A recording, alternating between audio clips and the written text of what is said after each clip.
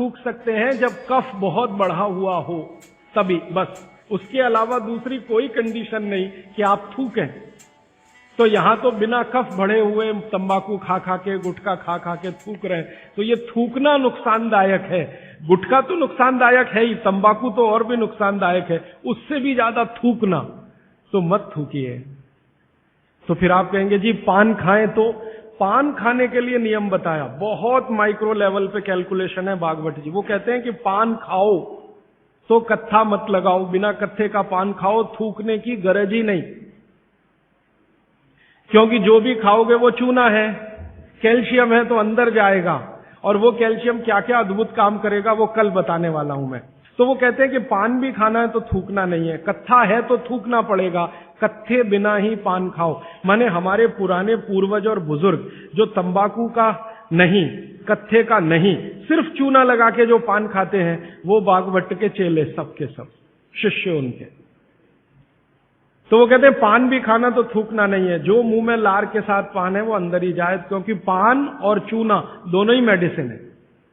एक वातनाशक है और दूसरा पित्तनाशक है, और कफ का भी नाश करता है। पान तो पित्त और कफ दोनों का नाश करता है, और चूना वात का नाश करता है। तो वो कहते हैं कि पित्त और कफ का नाश कर दिया पान ने, चूने ने कर दिया वात का, तो वात पित्त कफ तीनों ही संतुलित है, तो पान खा के तो जिंदगी भर निरोगी रह सकते। ये है बात। पान जो कहा आपने खाने के लिए, तो पान के साथ क्या क्या लेना चाहिए? हाँ, बहुत अच्छा। मैं दूसरे प्रश्न का पहले उत्तर दे दूं, पान के साथ क्या क्या लेना चाहिए। भागवत जी ने पान खाने के लिए बताया है कि एक तो पान जो खाएं वो ऐसा पान हो जिसका स्वाद कसेला हो, कसेला। कसेला स्वाद माने देशी पान, सीधी सी बात है, विलायती पान मत खाइए, देशी पान खाइए। तो स्वाद जितना कसेला होगा, पान उतना अच्छा होगा। और भागवत जी ने एक बहुत गहरी बात कही है, जिसको मैं 2-3 दिन बाद वैसे एक्सप्लेन करने वाला हूं, कि जो चीज का रंग जितना ज्यादा गहरा हो, जो प्रकृति की पैदा की गई वस्तु का रंग जितना ज्यादा गहरा हो, वो उतनी ही बड़ी औषधि है।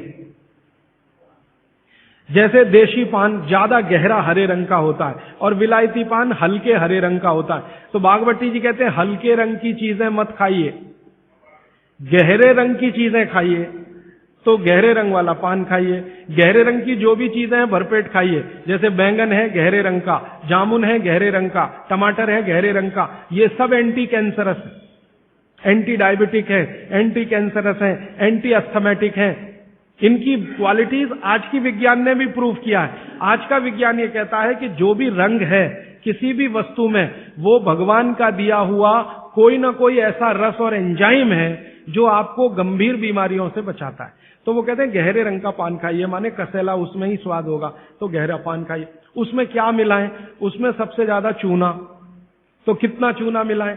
तो कहते हैं कि एक पान में 1 ग्राम से ज्यादा चूना नहीं मिलाइए कभी भी। 1 ग्राम आप समझते हैं इतना होता है। चने का दाना होता है ना, आधा तोड़ो और उसका आधा कर लो, इतना 1 ग्राम होता है। चने का दाना आधा तोड़ो तो 2 हिस्से हुए, ये 2 हिस्से के 4 कर दो, और वो 1 हिस्सा जो है वो 1 ग्राम। तो उतना आप चूना लगाइए उस पर। फिर चूने के साथ क्या खाएं? आप उसमें सौंफ खाएं, सौंफ। सौंफ का नियम उन्होंने बताया, सौंफ खाएं।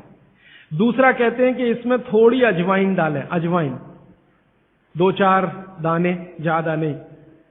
और वो कहते हैं लवंग डालें, लवंग माने लौंग। और कहते हैं बड़ी इलायची। और वो कहते हैं कि गुलाब के फूल का रस, मतलब गुलकंद जिसको आप कहते हैं। ये चीजें उन्होंने बोली हैं पान में नियमित रूप से खाने के लिए। अब इसमें उन्होंने जो बोली नहीं है वो बात ध्यान रखिए। सुपारी कहीं नहीं कहा, कत्था कहीं नहीं कहा, तो मैंने सुपारी और कत्था छोड़कर ही पान खाएं। ठीक है? तो पान में क्या खाएं? दूसरा